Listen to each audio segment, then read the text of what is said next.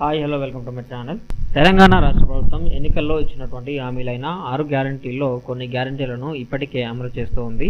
ఇంకా కొన్ని గ్యారంటీలను అమలు చేయడానికి వారికి ఎలక్షన్ కోడ్ అయితే అడ్డు వచ్చిందని చెప్పారు. ఇప్పుడు ఎలక్షన్ కోడ్ అయితే ముగిసిపోయింది.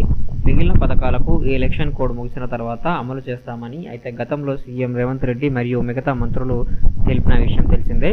అయితే ఇప్పుడు ఎలక్షన్ కోడ్ ముగియడంతో పథకాలు అమలవుతాయా లేదా అనేది ప్రజలు ఇప్పుడు లేవనెత్తున్న ప్రశ్న.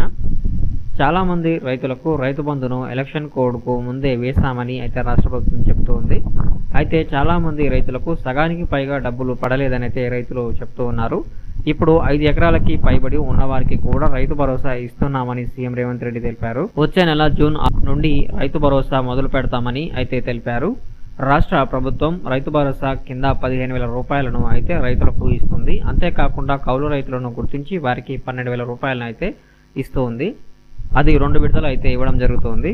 అంతేకాకుండా ఆగస్టు 15 నాటికి రైతు రుణమాఫీ చేస్తామని అయితే సీఎం ఇటీవల తెలిపారు. దీనికి సంబంధించి RBI దగ్గర కొంత మొత్తంలో అయితే డబ్బును అప్పుగా తీసుకుంటున్నట్టు తెలిపారు. దాదాపు 2 లక్షల వరకు రుణమాఫీని చేస్తామని రైతులను వేధించవద్దని బ్యాంకర్లకు అయితే ఇప్పటికే సీఎం రేవంత్ రెడ్డి అయితే తెలిపారు. ఇప్పుడు ప్రతి ఒక్కరికి 4,000 రూపాయల ఆసరా పింఛన్ను అందించడానికి ప్రభుత్వం సిద్ధమైనట్లు మంత్రి పొన్నం ప్రభాకర్ అయితే తెలిపారు. కేవలం పెన్షన్ మాత్రమే కాకుండా 2 లక్షల రుణమాఫీ, కొత్త రేషన్ కార్డుల జారీ ప్రక్రియ మొదలు పెడదామని అయితే వెల్లడించారు.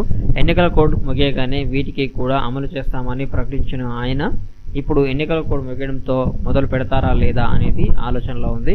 పెండింగ్ బకాయిలను కూడా రైతుల బ్యాంకు ఖాతాల్లో జమ చేసినట్లు రైతులకు ప్రభుత్వం బ్యాంక్ ఖాతాల్లో పంట నష్టం కూడా డబ్బులు వేశాయని అయితే పొన్నం ప్రభాకర్ అయితే తెలిపారు.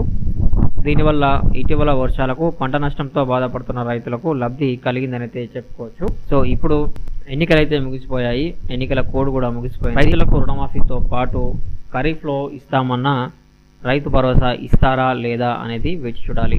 సో ఇది ఫ్రెండ్స్ ఈరోజు వీడియో. మీకు నచ్చినట్లయితే లైక్ చేయండి, అలాగే మన ఛానల్కి సబ్స్క్రైబ్ చేసుకోండి. Thank you.